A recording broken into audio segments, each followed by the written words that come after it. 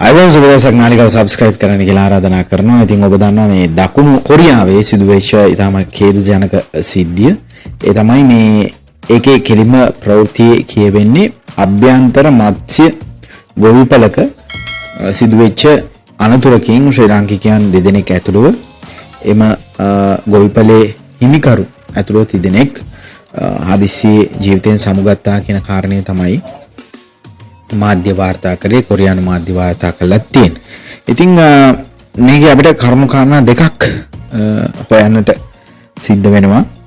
ශ්‍රී ලංකාවට නුහුරුයි මේක. එතකොට මේ අභ්‍යන්තර මත්ස්‍ය ගොවිපලක් කියන්නේ මොකද්ද කියන එක අවබෝධ කරගත්තොත් තමයි ඇත්තටම මේ වෙච්ච සිද්ධිය මොකද්ද කියන එකත් අපිට තේරෙන්නේ. මොකද ඔබ දකින්නට ඇති මේ අනතුර වෙන්නේ මේ ටැංකි තුල ගිලිලා ඒ වගේ සිද්ධියක් වුණා කියලා තමයි වාර්තා කරන්නේ. එතකොට මෙහෙම උනේ කොහොමද කියලා අපිට ප්‍රශ්නයක් තියෙනවානේ. අපි දන්නේ නැති දෙයක් මේක විෂයක්. ඉතින් අන්නේ කාරණා දෙක සම්බන්ධයෙන් තමයි කතා කරන්න යන්නේ. ඉතින් මම වාර්තාව මෙහෙම කියන්නම්. ඉතින් දකුණු කොරියාවේ රැකියාව කරමින් සිටි ශ්‍රී ලාංකික තරුණයන් දෙදෙනෙක් ඇතුළු පුද්ගලයන් තුන්දෙනෙක්ගේ ජීවිත අහිමි වුණා. එතකොට දකුණු කොරියානු මාධ්‍ය වාර්තා කරන්නේ මෙම ඛේදජනක සිදුවීම වෙලා තියෙන්නේ අභ්‍යන්තර මත්ස්‍ය ගොවිපලක සේවය කරමින් සිටි සේවකයන් දෙදෙනෙක්ට ලංකාවේ. එතකොට නොවැම්බර් 9 වෙනිදා විතර රාත්‍රියේදී එරට පොලිසියට ලැබුණු දුරකථන ඇමතුමකට අනුව සිදු කළ සෝදිසි කිරීමකදී අදාළ මත්ස්‍ය ගොවිපලේ ජල ටැංකියක තිබී ජීවිතය අහිමි වෙච්ච සිරුරු 3ක් හම්බුණාලු.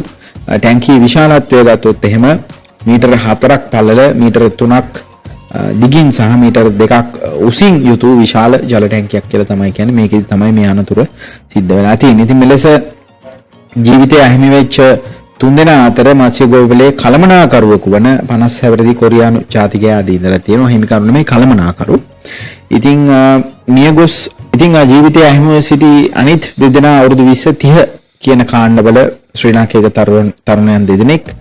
ඉතින් කොහොමhari ජීවිතය අහිමි වෙච්ච තුන්දෙනාගේ මේ සිරුරු සම්බන්ධයෙන් මරණ පරීක්ෂණ වාර්තාව තියෙනවලු. මගෙන් හේතුව හොයාගන්න පුළුවන් කියලා කියන්නේ. කොහොමhari අනතුරක් වෙන්නට පුළුවන් කියන එක තමයි කියන්නේ. නමුත් ඒක හරියට කියන්නේ නැහැ. මොකද්ද කියන එක අවසාන තීරණයකට ඇවිල්ලා නැහැ. ඉතින් කොහොමhari ඒක තමයි අනතුර. එතකොට මේ මොකද්ද අභ්‍යන්තර මත්ස්‍ය ගොවිපලක් කියලා කියන්නේ කියන කාරණේ ඉස්සෙල්ලා බලන්න ඕනේ. එතකොට තමයි මේ තේරෙන්නේ මොකද්ද මේ අනතුර වෙලා තියෙන්නේ කියලා. ඒක ඔබට පේනවා ඇතිනේ ටැංකියක තමයි විශාල ටැංකියක තුල තමයි මේ අනතුර සිද්ධ වෙන්නේ. එතකොට මාළු ඇති කරන්නේ මොකටද? දැන් අපිට කියපු ගමන් හිතෙන්නේ සමහරක් වෙලාවට විසිතුරු මසුන් ඇති කරන ස්ථානයක් වෙන්නේ නැති කියලා. අපිට නම් පුරුදු එහෙමනේ ටැංකි වල අපි දකින්නේ. එහෙම එකක් නෙමෙයි. මේක වෙනස් එකක්. එතකොට අපි බලමු මේක මොකක්ද කියලා. එතකොට සාම්ප්‍රදායික විවෘත වැව් හෝ පොකුණු වෙනුවට ගොඩනැගෙන හෝ විශේෂයෙන් නිර්මාණ කරන ලද ගබඩා තුල පාලිත පරිසරයක් යටතේ මසුන් ඇති කිරීමේ ක්‍රමයක් තමයි මේ අභ්‍යන්තර මත්ස්‍ය ගොවිපල කියලා කියන්නේ. ශ්‍රී ලංකාවට ටිකක් මේක නුහුරුයි කියලා මම හිතනවා. මේ බොහෝ විට RAS විදිහට හඳුන්වනවලු. මෙහි ජලය පෙරීම, ඔක්සිජන්කරණය, උෂ්ණත්ව පාලනය වගේ ප්‍රතිචක්‍රීය කරන ක්‍රියාවක් නිතර කරනවා. අන්න ඒවා තමයි මේ අපේ ලාංකිකයෝ කරන්නට ඇති සේවකයන් විදිහට. ඉතින් මසුන් ඇතු කරනු ලබන්නේ විශාල ප්ලාස්ටික් හෝ කොන්ක්‍රීට් ටැංකි තුල. මෙම ටැංකි සම්පූර්ණයෙන්ම ගොඩනැගිල්ලක් තුල පිහිටලා තියෙනවා. එහෙම එකක් තමයි මේ. එතකොට මසුන්ගේ අපද්‍රව්‍ය අපවිත්‍ර වෙච්ච ජලය විශේෂ පෙරහන් පද්ධතියක් හරහා පිරිසිදු කර නැවත ටැංකියටම ආපහු යවනවා. ඉතින් මසුන්ගේ වර්ධනයට අවශ්‍ය ප්‍රශස්ත උෂ්ණත්වයක් හදන්න ඕනේ. ඒ වගේම ජලයේ දීවි ඇති ඔක්සිජන් මට්ටම නිරන්තරයෙන් පරීක්ෂා කරන්න ඕනේ. ඒ වගේම ආලෝක තත්වයන් ගැන බලන්න ඕනේ, පාලනය කරන්න ඕනේ. සංවෘත පද්ධතියක් නිසා බාහිර රෝගකාරක ඇතුළත් වෙනවද බලන්න ඕනේ.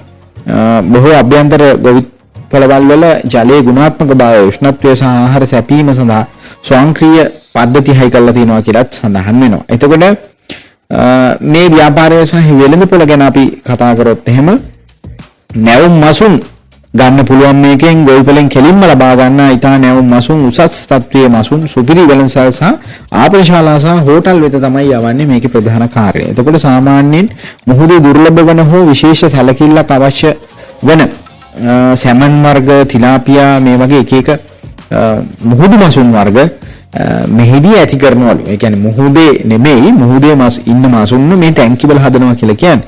ඉතින් වෙළඳපොළ ඉල්ලුමට සරලන පරිදි සැපයීමක් ලබා දෙන්න පුළුවන් එක එක වර්ග හදලා.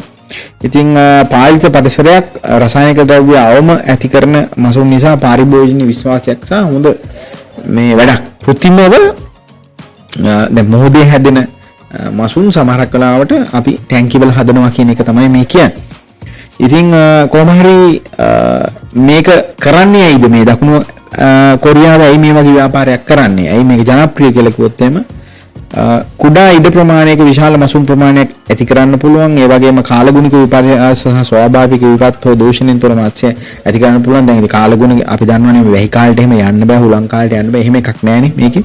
ජලය නැවත නැවත භාවිතා කරන නිසා උපරිම පරිභෝජනය කරන්න පුළුවන්. ඒ වගේම පාලිත පරිසරයක් නිසා මසුන්ගේ වර්ධනය වේගවත් වන අතර ගුණාත්මක භාවය ඉහළයි සහ ඉක්මනින් වෙළඳාම කරන්න පුළුවන්, අස්වැන්න ගන්න පුළුවන්. ඒතකොට නාගරික ප්‍රදේශවල නැවුම් ගුණාත්මක මසුන් සඳහා ඇති ඉල්ලුම ඉහළයිලු මේකේ. ඒ වගේම සාම්ප්‍රදායික දීවර කර්මාන්තයට ඇති පාරිසරික බලපෑම මේකේ අවම කරගන්න පුළුවන් නිසා තමයි මේ වැඩේ කරන්නේ කියලා සඳහන් වෙනවා. ඉතින් ඔබට පේනවා ඇති මොකද්ද මේ කියලා.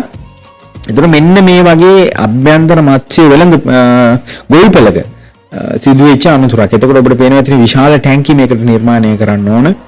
මොකද දැන් මුහුදේ ඇති කරන හරි ගංගාවල හරි මොන හරි එහෙම ඇති කරන අය තමයි විසිතුරු මසුන් නෙමෙයි කන්න ඇති කරන අයනේ.